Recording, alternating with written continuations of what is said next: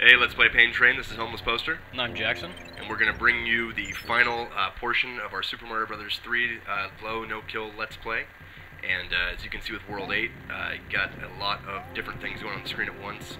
I think the gimmick to World 8 was just that there was a shit ton of projectiles on the screen at any one time. I was actually surprised it was a lot easier than I had built it up in my head to be. Yeah, I mean, honestly, other than a few exceptions, most of the levels in this world are pretty easy.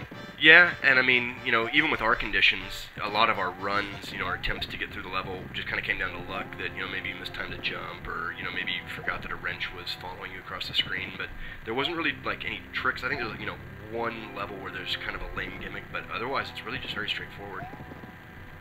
And honestly, I almost found that with our play style, it tends to be you tend to just want to run through these things as fast as possible. It almost just seems to help. Yeah, in a lot of these levels, if you wait too long, it adds more projectiles to the screen, as opposed to just getting past whatever the threat is. You were mentioning earlier, too, that, even as a kid, using all your power-ups and stuff, it seemed like they were harder. It's weird, but it actually seemed easier just being Small Mario. I mean, you're more mobile. It's true. Those wrench-throwing guys will literally throw their wrench over your head as long as you're at the same level. I mean, it almost seems like it's counterintuitive, but it's more difficult to try it as you're actually Big Mario.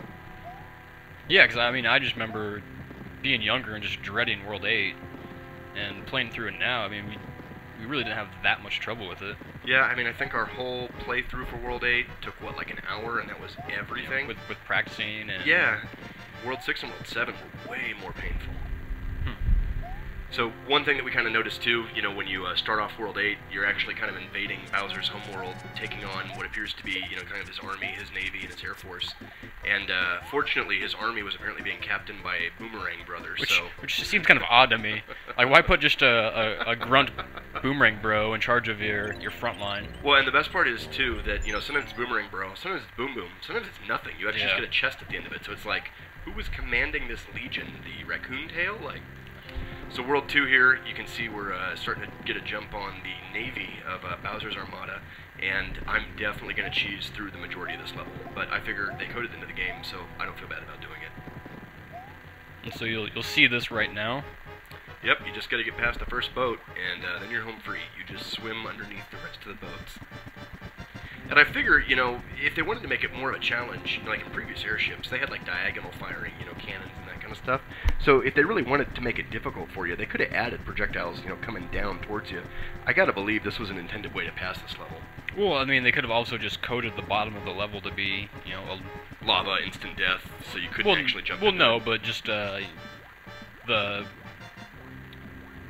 depth, the bottom, I guess. Depth of it, yeah. They could have just made that shorter, and where this wasn't possible. Yeah. Well, I mean, I figured too, I think this got us through, what, World 3-2 or 3-3 with the Jeeps and the Big Bertha being obnoxious, so yeah. I figured why not? If it worked once, it'll work twice. Oh, I mean, this is even easier than that level. Oh, yeah. Well, because the nice thing about this part is that the ship actually creates a vertical barrier for you, so as long as you just keep jamming on, the swim button, you'll actually never have to worry about dropping off the bottom of the screen. I mean, on top of that, there's no enemies down there, it's just a nice little cozy swim for Luigi. Well, and Jackson was a little bit frustrated too, because the order in which we played through World 8, he ended up getting stuck with all of like the actually challenging levels, and the majority of my plays are just going to be like ridiculously easy stuff, like that you can swim under, or some other tricks you guys will see in a little bit. Whatever, we got through it, it's no big deal. Yeah. Now, it looks like they actually tried to make the Mario Brothers like the Roman numeral 3 icon out of the lava there, kind of like they did with the water in World 2-2, and then it kind of fell apart. Oh, and so this is actually a section of the game where these levels will actually randomly grab you or not, even if you make like a save state and save and reload it. Oh yeah, it'll into it. Sometimes they won't. I'm pretty sure you always get grabbed into one of them trying to pass it. I don't think you can just. And to be fair, all you had to do on this level was run as fast as possible. Like, True. It wasn't like it was that difficult. But then, I mean, let's also look at your run. Because this one has fish that just jump into you. See, and here you go. The boss of this place is just a raccoon tail. Like, hey, congratulations, you dodged some cheeps. To be fair, I mean, what are these levels? They're just these fire... It's literally purgatory. Bowser has invaded hell, he's dethroned Satan, and those are like the places where if you weren't quite a sinner, but you didn't believe in God, like that's where you wind up. You're one of those fish jumping out of the lava. I don't think that's how it went. No, trust me, dude. I studied biblical numerology when I was in college. That's definitely what this is about. All of Mario is just an allegory for the New Testament, dude. All right, well, we'll get into that later. You can explain that to me later, but well, we actually skipped the first of these purgatory stages, as I'm going to continue to refer to them.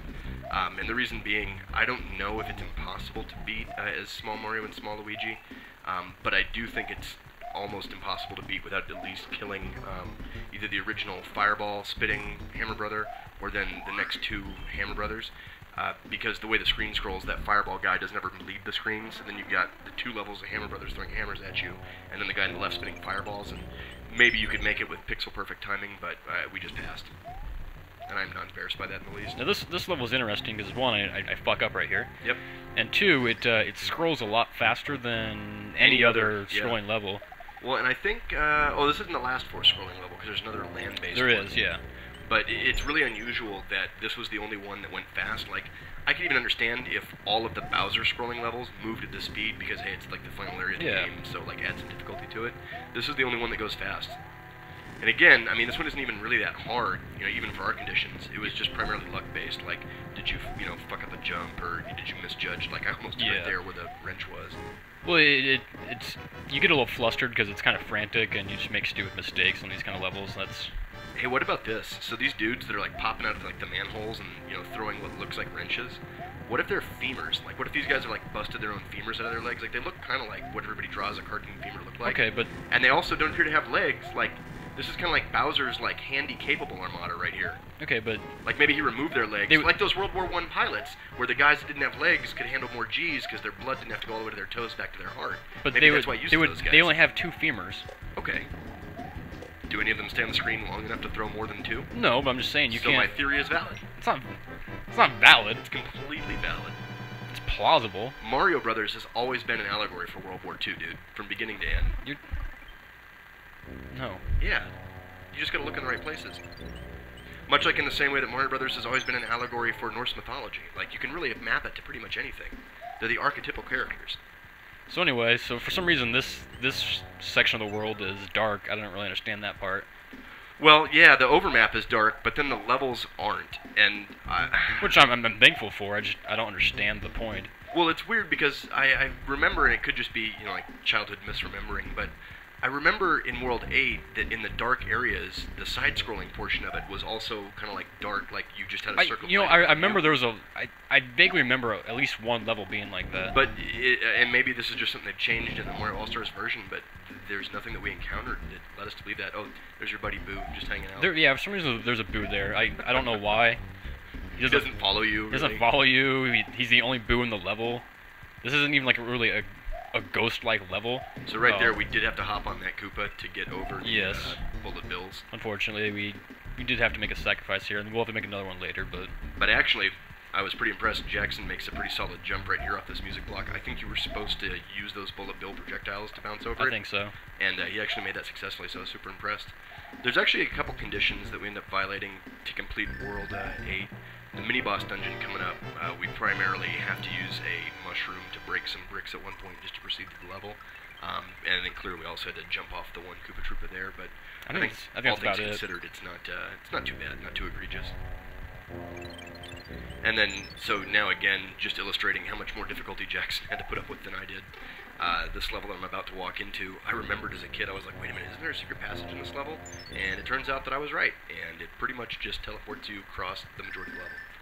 Now, I also seem to remember as a kid that there was a level in World 8 that the sun came back and chased you. And I want to say it was this level. One. But then I was like, wait a minute, I'm too smart for that. I'm just going to skip all this crap. Now, why would the sun be in this level? Because it's dark outside. Well, because the sun has always been the enemy of, the Heavenly Father. And it just makes sense that he would ally with Bowser after he dethroned Satan. I'm just saying, it's dark out right now. You see the stars, it's pitch black out. Well, because in hell everything's opposite. It's like Bizarro World. So when it's sunny out, it's dark out. You're just making shit up right now. I'm pretty sure that's in the Bible somewhere. I don't think that's in the Bible anywhere.